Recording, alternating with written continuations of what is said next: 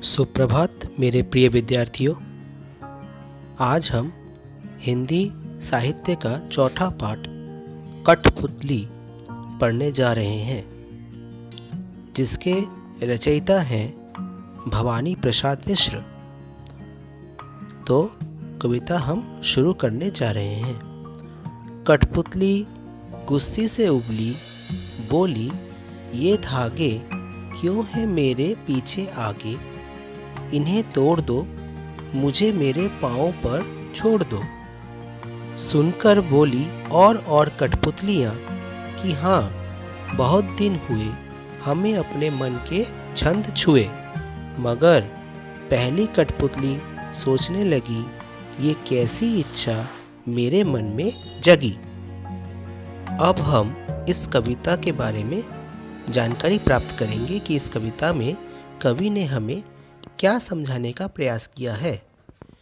इस कविता में कठपुतलियाँ स्वतंत्रता की इच्छा से स्वयं अपनी बात व्यक्त कर रही हैं। उनके समक्ष स्वतंत्रता को साकार बनाने वाली चुनौतियाँ हैं।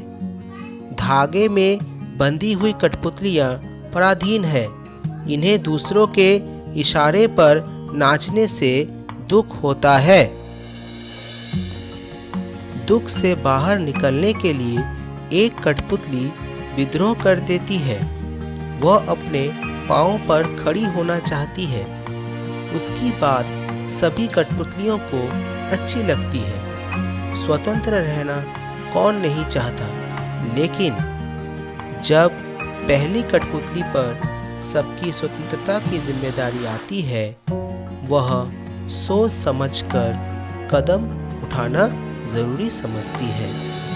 तो हम इस कविता में यही जानकारी प्राप्त कर रहे हैं कि कठपुतलियाँ स्वतंत्रता की इच्छा से आगे बढ़ना चाह रही हैं। तो जब उनके सामने स्वतंत्रता की चुनौतियों को तोड़ने के लिए एक पहली कठपुतली अपनी मन की इच्छा को पूरी करना चाह रही है, तो बाकी कठपुतलियाँ भी उसके पीछे पीछे उसी की तरह स्वतंत्र होना चाह रही हैं। लेकिन कवि के अनुसार पहली कठपुतली को ये बात पता चलती है कि दूसरी कठपुतलियों की भी जिम्मेदारी उसके ऊपर आ रही है।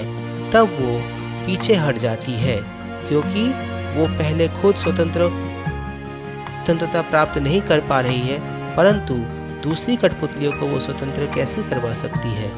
तो हमें इस कविता में यही जानकारी प्राप्त हो रही है। तो इस कविता को सभी घर में अच्छी तरह से पढ़ें, इसको याद करें और इसके बारे में जो लिखा गया है उसको भी ध्यान से सुने।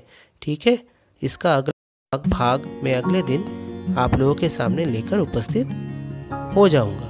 तब तक के लिए आप सभी सुरक्षित रहें, स्वस्थ रहें और अपना पढ़ाई करते रहें। धन्यवाद।